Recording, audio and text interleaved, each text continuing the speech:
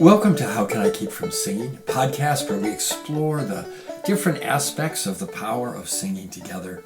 My name is Stuart Stotts. I'm coming to you from rural Wisconsin. In this week's episode, we have two guests, Lauren McElroy and Bev Grant. We'll start with Lauren.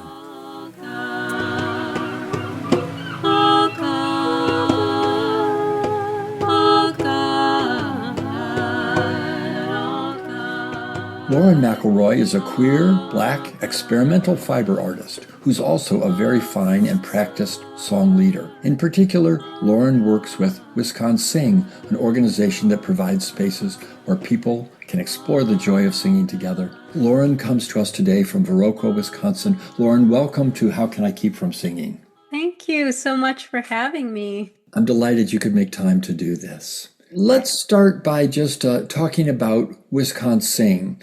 That is a very interesting event that occurs semi-regularly. Talk a little bit about how you got involved and what the organization is. I got involved. I was there in their very first year.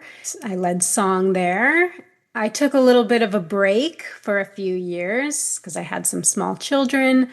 And then I came back to leading song at Wisconsing and some of the other satellite events that Wisconsing hosts. The best way I can describe Wisconsing is a gathering of people who want to connect with each other, with the land, to be in community and village with each other, to support each other in their healing, their growth, our larger work in the world. So a little logistics, first of all. When was that first year? How often do people get together? What's the format look like? The first year was probably 2019.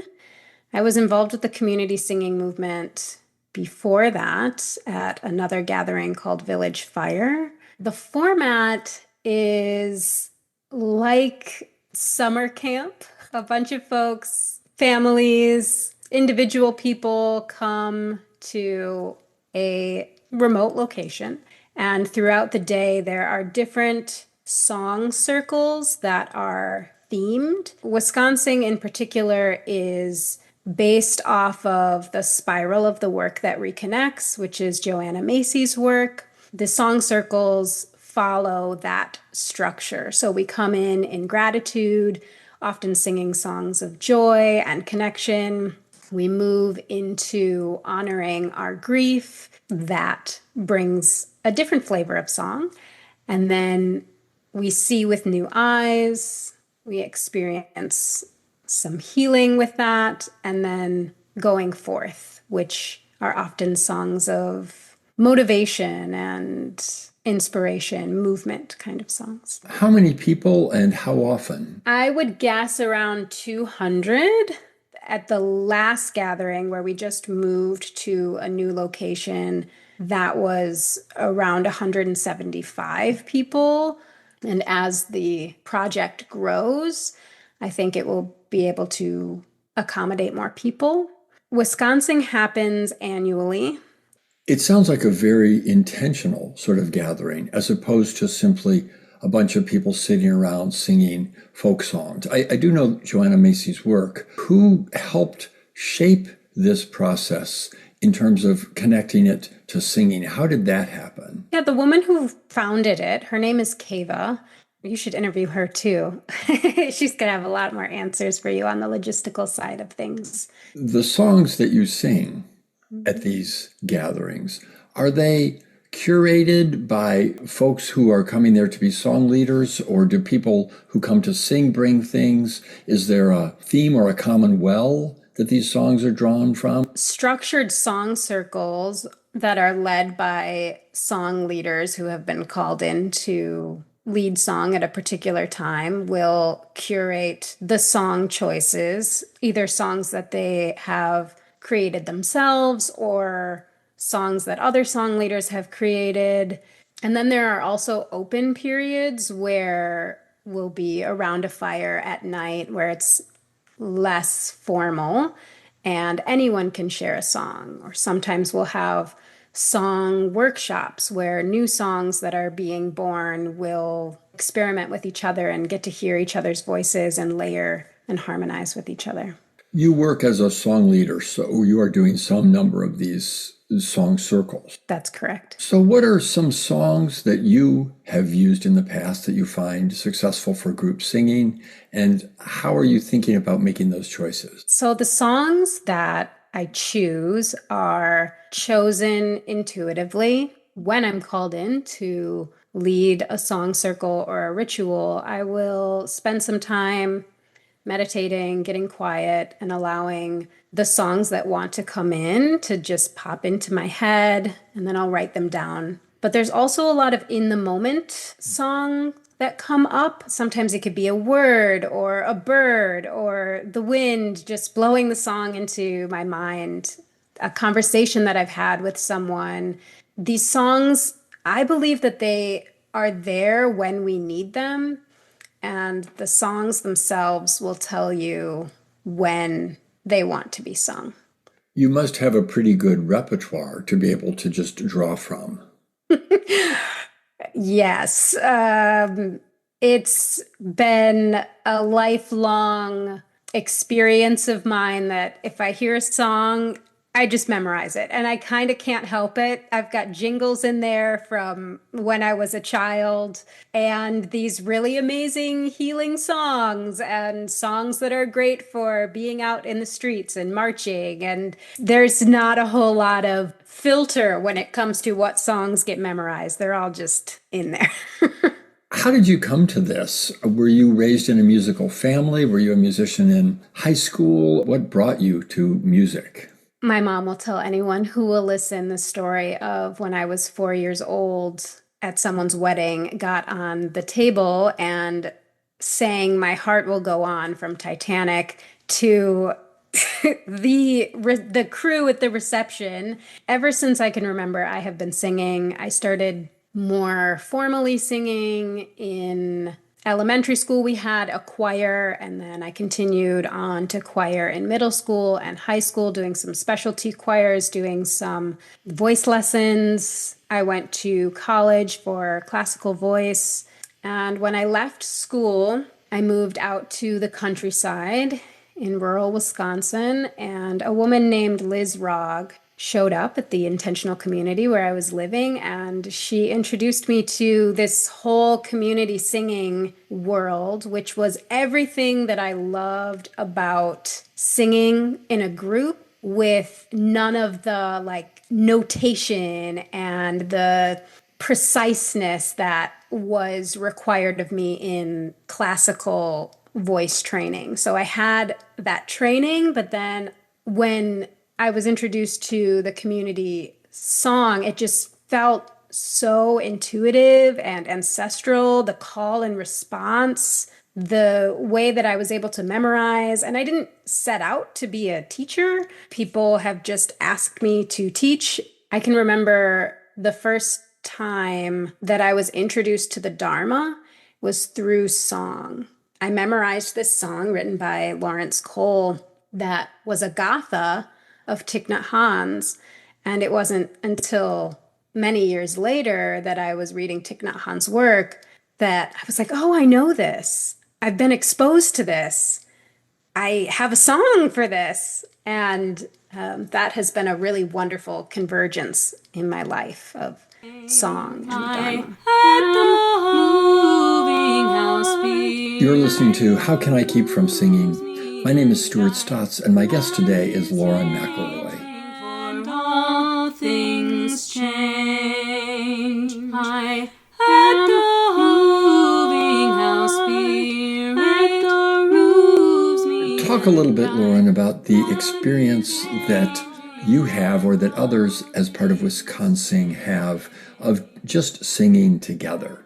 My experience when people sing together, especially over a couple of days, is this massive heart opening, this initiation. It feels like walking through a portal. People come out of these experiences changed.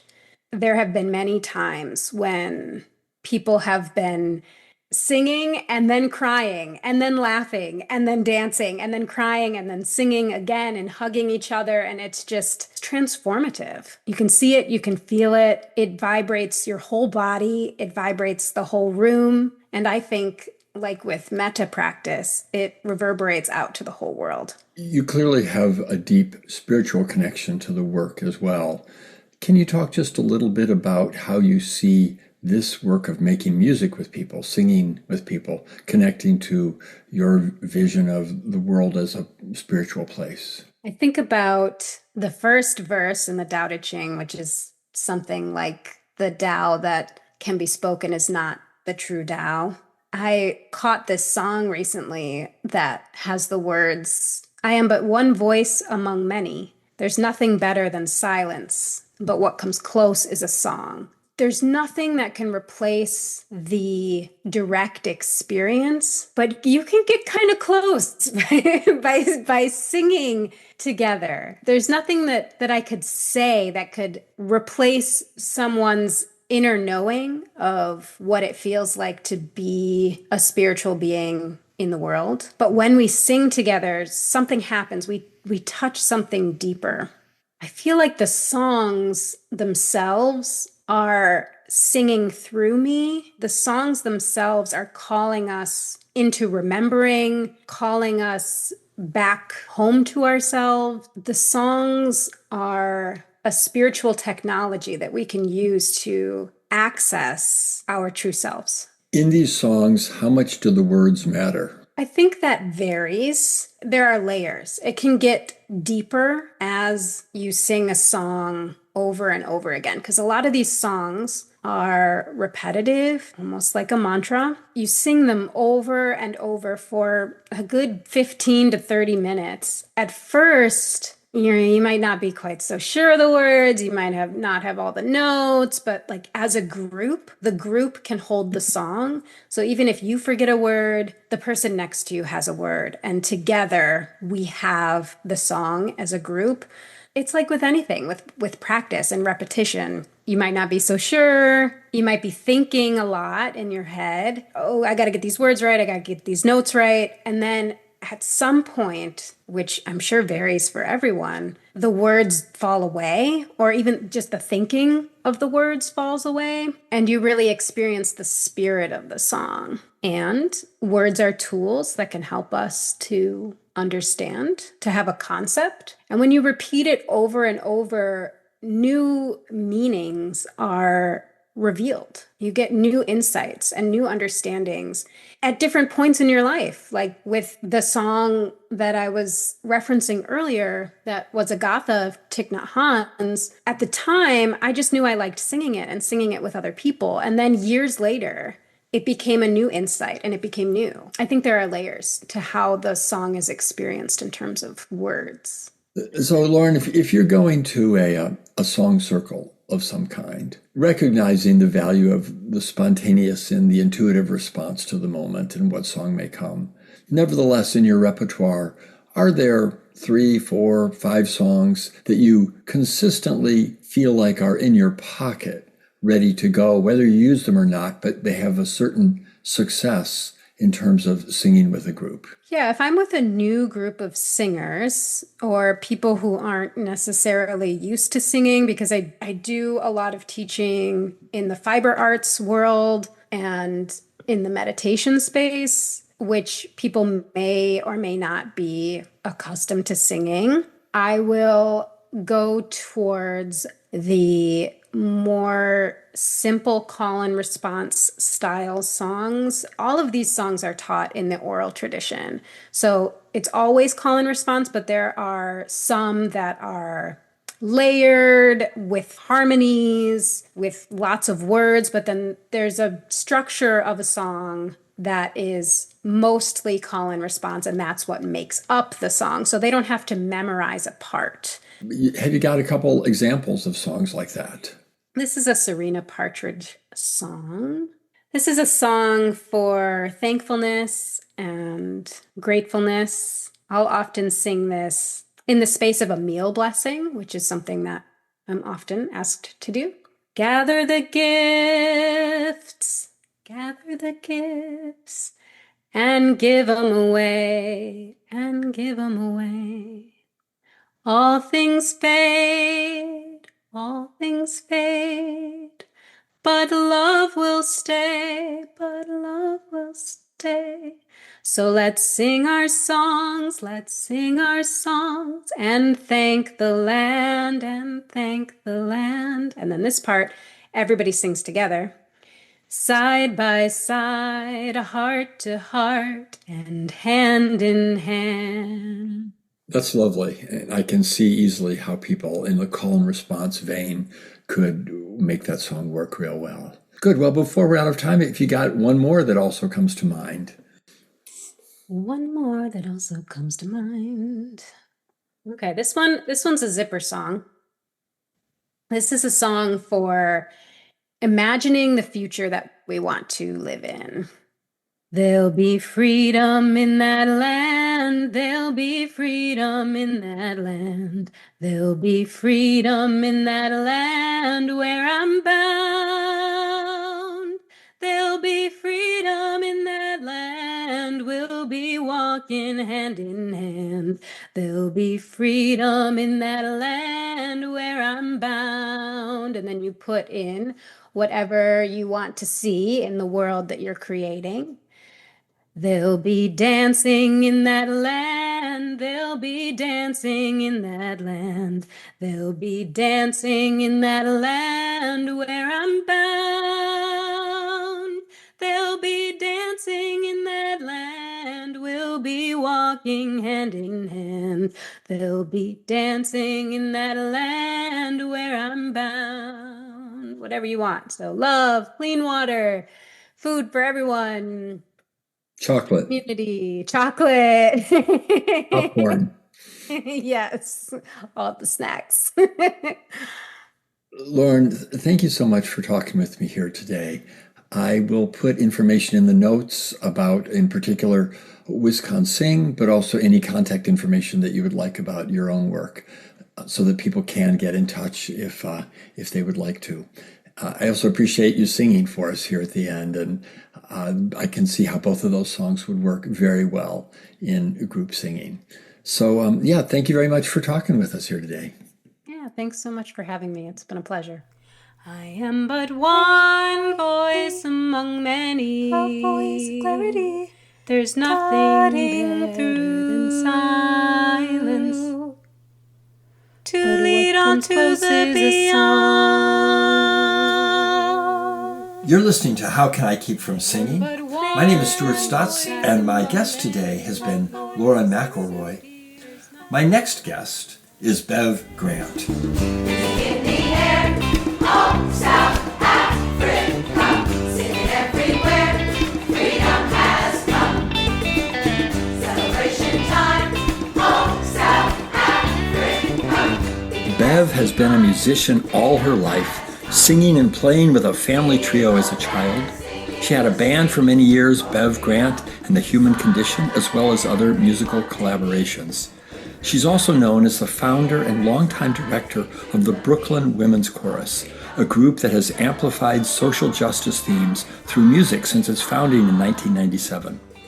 Her work as a choral director with the Brooklyn Women's Chorus produced 2 acclaimed CDs, gave voice to women's labor history and struggles, infusing performances with messages of justice and empowerment.